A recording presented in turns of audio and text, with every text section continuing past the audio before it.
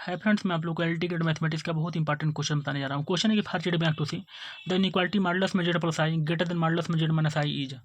Option दिया है always true, B दिया है नेवर ट्रू, सी ऑप्शन दिया है true for real Z greater than zero और डी ऑप्शन दिया है true for imaginary Z greater than zero. देखिए, मैं इस क्वेश्चन को सॉल्व करने के लिए मैं एक ऐसा मेथड का यूज़ करने जा रहा हूँ जिसको आप एग्जाम में अगर अप्लाई करेंगे तो आप उस क्वेश्चन को बहुत ईजिली तरीके से सॉल्व कर सकते हैं।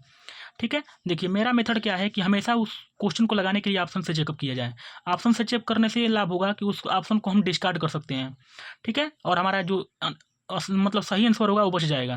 तो सॉल्यूशन में क्या करेंगे, चेक पहला ऑप्शन में चेक कर रहा हूँ। देखिए बोल रहा है ऑलवेज ट्रू है, मतलब ये हमेशा सही है। ऐसा थोड़ी एक मतलब हम चेक करेंगे क्या किसी एक पॉइंट के लिए अगर गलत हो जाएगा तो मतलब पहला ऑप्शन गलत हो जाएगा।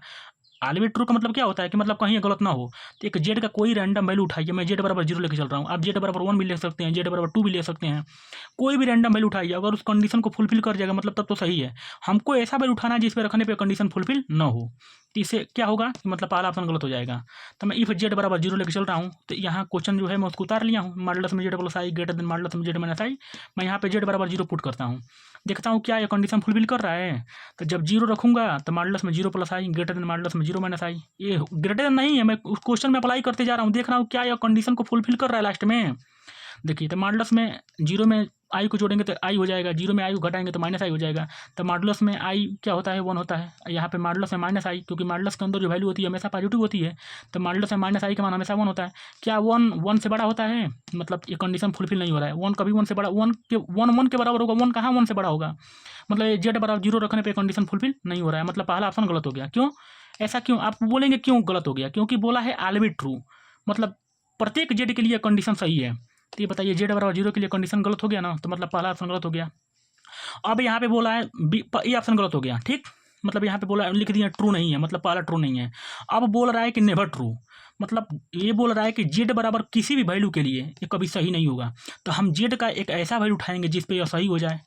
मतलब इस क्वेश्चन को देखते हुए मतलब बोला है नेवर ट्रू, तो हम जेड का एक मतलब बोला है कि कभी सही नहीं है। तो हम अपने दिमाग में कोई भी रैंडम वैल्यू जीरो, अब जेड बराबर जीरो उठा लेंगे तो इस पर सही नहीं हो रहा है, लेकिन हमको ऐसा नहीं उठाना है।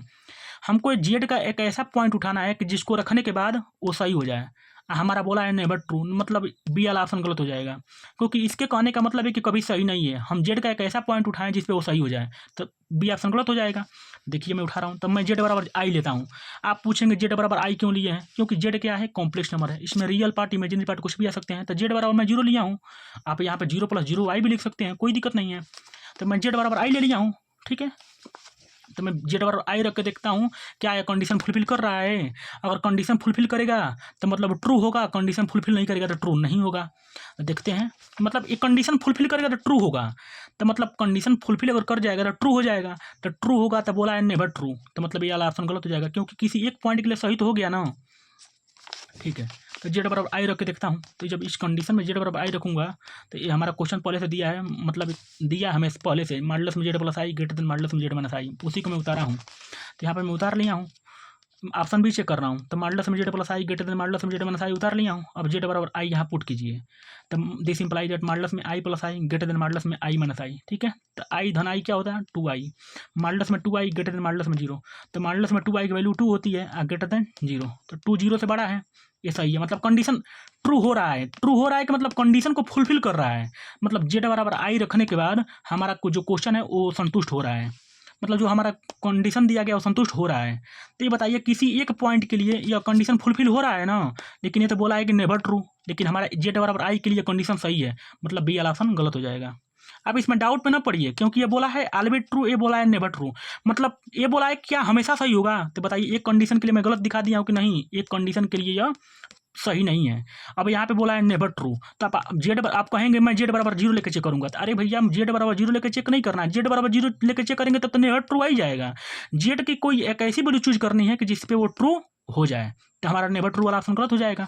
तो देखिए जब मैं जेड बराबर आई रखा हूँ तो ये कंडीशन फुलफिल हो गया है, मतलब जेड बराबर आई के लिए ट्रू है, लेकिन हमारा बी ऑप्शन दिया है नेवर ट्रू, तो बी ऑप्शन गलत हो जाएगा।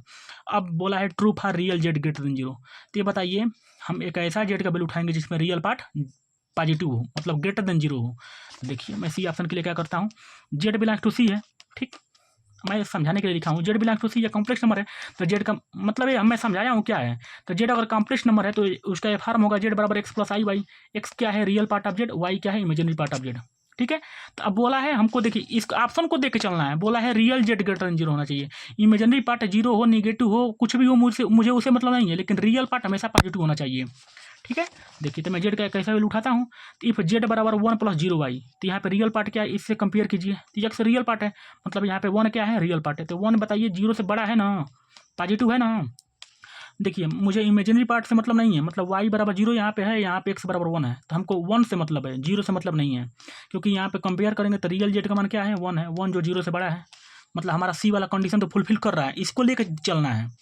ठीक, अब जेड बराबर 1 लेके चल रहे हैं। अब जेड बराबर 1 यहाँ पे रखने के बाद क्या यह कंडीशन फुलफिल कर रहा है, अगर जेड बराबर 1 रखने पे कंडीशन फुलफिल करेगा ट्रू होगा, और जेड बराबर 1 रखने पे कंडीशन फुलफिल नहीं करेगा तो ट्रू नहीं होगा। लेकिन हमारा बोला है ट्रू, लेकिन हम एक ऐसा जेड का पॉइंट उठा रहे हैं, जेड पॉइंट उठा रहे हैं कि जिसपे वो कंडीशन फुलफिल ना हो, तो ट्रू वाला ऑप्शन गलत हो जाएगा। देखिए मैं जेड बराबर 1 रख के देखता हूँ इसमें, जब यहाँ जेड क्वेश्चन हमारा दिया है मॉडुलस में z plus i greater than modulus में जेड माइनस आई, अब यहाँ जेड बराबर 1 रखिए, यहाँ है ना, यहाँ रखेंगे मॉडुलस में 1 + आई ग्रेटर देन मॉडुलस में 1 - आई, तो यहाँ से क्या हो जाएगा, आपको पता है कि मॉडुलस में a + IB का फार्मूला क्या होता है, √में a² + b², उसी को मैं अप्लाई कर दिया हूँ। रूट में 1 का वर्ग प्लस रूट में 1 का वर्ग प्लस 1 का वर्ग ग्रेटर देन रूट में 1 का वर्ग प्लस ब्रैकेट में -1 का वर्ग, तो -1 का वर्ग हमेशा 1 ही होगा, तो यहाँ क्या हो जाएगा, √2 ग्रेटर देन √2। क्या यह सही है, √2 के बराबर होगा कि बड़ा होगा, तो मतलब ये हमें एक ही कंडीशन फुलफिल हो सकता है, बराबर हो सकता है, क्या यह बड़ा हो सकता है, मतलब √2 क्या √2 से बड़ा होगा, नहीं, मतलब ये कंडीशन फुलफिल नहीं कर रहा है, मतलब जेड बराबर 1 रखने के बाद यह कंडीशन सही नहीं हो रहा है। लेकिन हमारा तो बोला है ना कि जब रियल जेड पॉजिटिव हो तो कंडीशन सही होगा, तो सी ऑप्शन सही होगा, गलत हो जाएगा, क्योंकि जेड बराबर जब हम रियल जेड को पॉजिटिव लेके चले हैं तो हमारा कंडीशन फुलफिल नहीं हो रहा है, तो मतलब सी ऑप्शन गलत हो जाएगा। अब डी ऑप्शन को मैं चेक करता हूँ, तो यहाँ पे डी ऑप्शन पढ़ लीजिए क्या लिखा है, true for imaginary Z greater than zero. Imaginary Z मतलब क्या होगा, जो आई के साथ होगा, तो मतलब हमारा आई के साथ जो वैल्यू होगा ना वो पॉजिटिव होना चाहिए। ठीक है, तो पहले इसको लेके चलना है, डी ऑप्शन को लेके चलूंगा, imaginary Z greater than zero हो, मतलब जेड का जो इमेजिनरी पार्ट होगा वो पॉजिटिव होना चाहिए।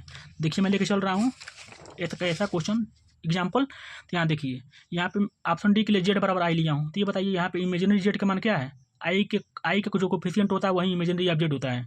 मैं आपको ट्रिक सिखा रहा हूँ, कोई पूछेगा जेड बराबर आई, तो इमेजिनरी ऑब्जेक्ट क्या होगा, जो आई का कोफिशिएंट होता है वही इमेजिनरी ऑब्जेक्ट होता है, तो इमेजिनरी ऑब्जेक्ट आई का कोफिशिएंट क्या है, 1 है, कोफिशिएंट मतलब आगे का जो वैल्यू होगा वही कोफिशिएंट होता है, तो आई का कोफिशिएंट 1 है, तो 1 हमेशा 0 से बड़ा है ना, तो हमारा डी ऑप्शन का कंडीशन फुलफिल कर गया ना। अब मैं जेड बराबर आई रख के देखूंगा उसमें क्या वो सही है, देखिए मैं रख रहा हूँ, तो हमारा क्वेश्चन दिया है पहले से, नाउ मॉडुलस में z plus i greater than modulus में जेड माइनस आई दिया है ना, अब यहाँ पे आई पुट कीजिए, तो मॉडुलस में आई plus i greater than modulus में आई माइनस आई, तो मॉडुलस में आई को जोड़ेंगे तो 2i हो जाएगा, आई में आई को घटाएंगे 0 हो जाएगा, तो 2i का वैल्यू 2 होता है मॉडुलस में, और 0 का 0, तो 2 ग्रेटर देन 0, मतलब ये कंडीशन सही हो रहा है, मतलब जेड बराबर आई रखने पे कंडीशन को फुलफिल कर रहा है।